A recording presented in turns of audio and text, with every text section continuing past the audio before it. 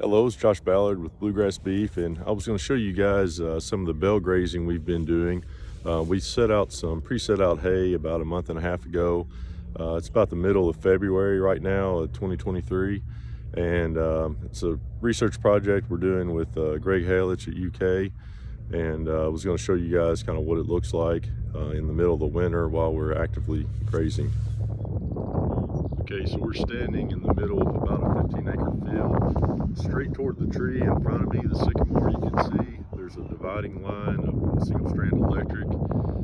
This left side, we just finished grazing. There was a high-density area, and then to my left is the control area where we did not set out any hay. And then I'll backtrack, so there's the tree again, and then to my right is the area where the lower density area where we have not grazed yet. Okay, hope you guys can appreciate this. I'm in the high density area. We just finished grazing. I believe we had done 4 tons per acre, which is, I think we calculated 8 rolls per acre. We gave them 3 rolls at a time and moved them every 5 days, or my wife did, I should say. So this is hay that they've wasted, or I shouldn't say wasted, hay they didn't eat. And then you can see all the manure and everything that's been deposited in the field and spread out relatively evenly. You can also see where there's virtually no mud at all. So I'm standing on the far end of the field near the sycamore tree. The cows you can kind of see behind the tree. One thing I didn't point out is in that tree line there is a creek. There's also a creek to my left that has a spring-fed creek, and that was their water source this winter. And then on the high-density area, we basically started on the left side of the sycamore tree and started at the creek and worked our way away from the creek. And then we're doing the same thing on the right side. So they're starting in the back of the right side, and we're going to work our way away from the creek. So I'm going to check and see how much hay they've eaten so far and decide how much I want to give them today. So here are the cows. I'm standing in the section they're getting ready to move into next. They had 2 hay rolls in the small section they're in now. They've been in there, I believe, 3 days.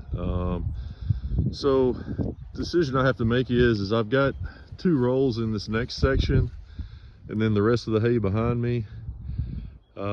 So I have to decide how often I want to come out here. So if I only give them 2 rolls, I'm going to have to come out here every 3 days, or I take it back. My wife takes care of these cattle, so she'll end up having to come out here every 3 days. If I give them 4 rolls, then I think they'll make it 5 to 6 days before we have to come out.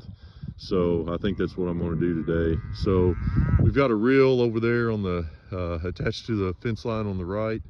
So I'm going to take that reel up and give them in 4 rolls and then set up the next section. So just move the cows. You can see some of them are eating hay. Some of them are grazing.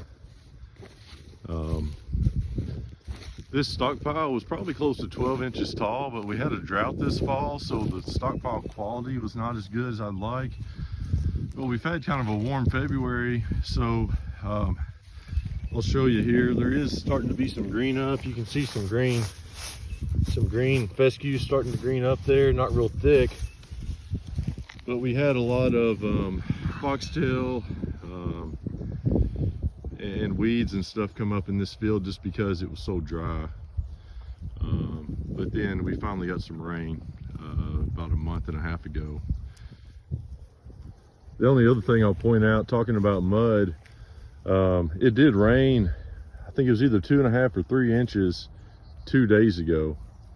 So you can see how very little mud there is. They muddied up a little bit around the 2 hay rolls they had just eaten on, but not too bad. Okay, so I just finished up setting up both the fences. So they have access to 4 rolls now. There's a fence line here that is the boundary for where they can get to now. And then the next 4 rolls will be the next section. And I've already got my back fence for that section, so it's here, and it's going to go straight across the field.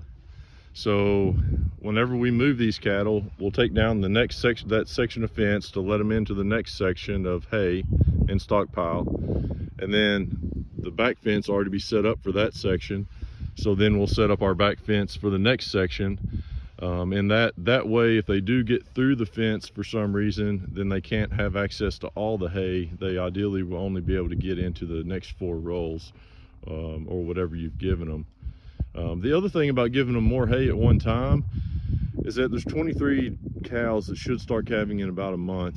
If they have access to 4 rolls at one time, 23 cows, that means there's only roughly 6 cows around each hay roll, where if you only give them 2 rolls, you're going to have about 11 or 12 cows around each hay roll. So you limit your compaction and your mud if you give them a little bit more hay and more stockpile, but you also may not utilize the pasture as well. So I'm getting ready to head out for the day. One final comment I wanted to make is we're sitting here looking at this high density grazing and bale grazing area. Is why are we doing this other than just, you know, feeding hay on pasture? Let's talk a little bit about nutrients. So you can probably see how much cow manure is here. You know, they also probably laid down plenty of urine as well that you can't see. There is hay that was not eaten. So, you know, cattle are inefficient, and they're actually inefficient for a purpose, in that their inefficiency allows them to lay down nutrients. So roughly 80% of what they eat comes out the back end. So you're looking at 80% of your hay that they eat is going to turn into fertilizer, and it's going to turn into fertilizer for the field where you want it. So you can put the hay in your areas where you need fertility and increase fertility that way without spending any extra money. And then also allows you to utilize your stockpile. And then the last thing I'll mention is that this hay, when it decomposes, rather than viewing it as wasted hay, I want you to view it as hay that's feeding your soil biology.